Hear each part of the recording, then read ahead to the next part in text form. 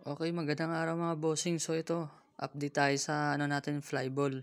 So itong flyball na to mga boss, ang brand nito is NSL. Bali ito mga boss, feedback ko lang after 1,000 odo. So pagbukas ko nga mga boss is ang ganda pa rin ng ano niya mga boss, bilog pa rin. So walang kayod o kaya sa kanya sa mga gilid-gilid niya. So bali recommended ko to mga boss dahil okay.